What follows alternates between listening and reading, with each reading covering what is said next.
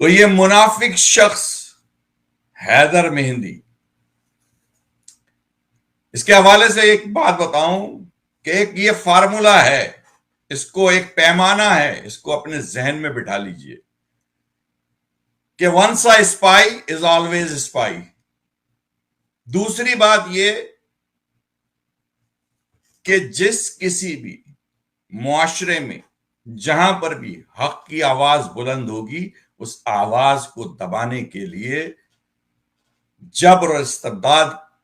اپنی پوری کوشش کرے گا، ظلم پوری کوشش کرے گا، ظالم قوتیں پوری کوشش کریں گی کہ اس آواز کو دبا دیا جائے،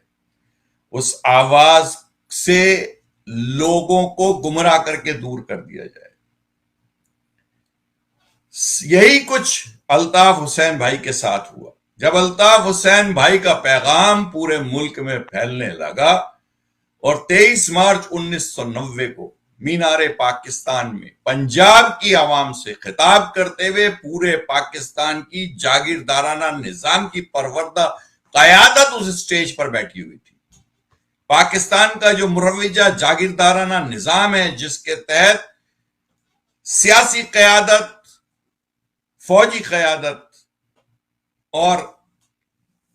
سول بیوروکریسی میں بھی لوگ اسی جاگیردارانہ نظام سے آتے ہیں۔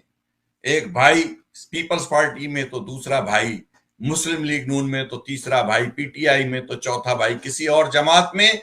ان تمام لوگوں کی موجودگی میں لاہور کے پنجاب کے عوام سے الطاف حسین بھائی نے کہا کہ اپنے میں سے قیادت نکالو، یہ جو اسٹیج پر لوگ بیٹھے ہیں یہ تم میں سے نہیں ہیں اور یہی تمہارے خلاف ظلم کرتے ہیں، متحد ہو جاؤ۔ اس کے بعد پاکستان کی ملٹری اسٹیبلشمنٹ نے یہ بھانپ لیا کہ الطاف حسین کا یہ پیغام اگر پورے پاکستان میں پھیل گیا تو ان کا جو یہ تام جھام چل رہا ہے، جسے جاگیردارانہ نظام کہا جاتا ہے، جس میں تمام وسائل اور تمام اختیارات پاکستان کی ملٹری اسٹیبلشمنٹ بالخصوص ان جرنلز، کرپٹ جرنلز کے ہاتھ میں، ہر اختیار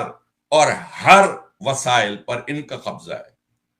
دنیا جانتی ہے پاکستان کے یہ کرپٹ جرنل دنیا کا کوئی ایسا کاروبار نہیں پاکستان میں اور پاکستان سے باہر جو نہ کرتے ہو۔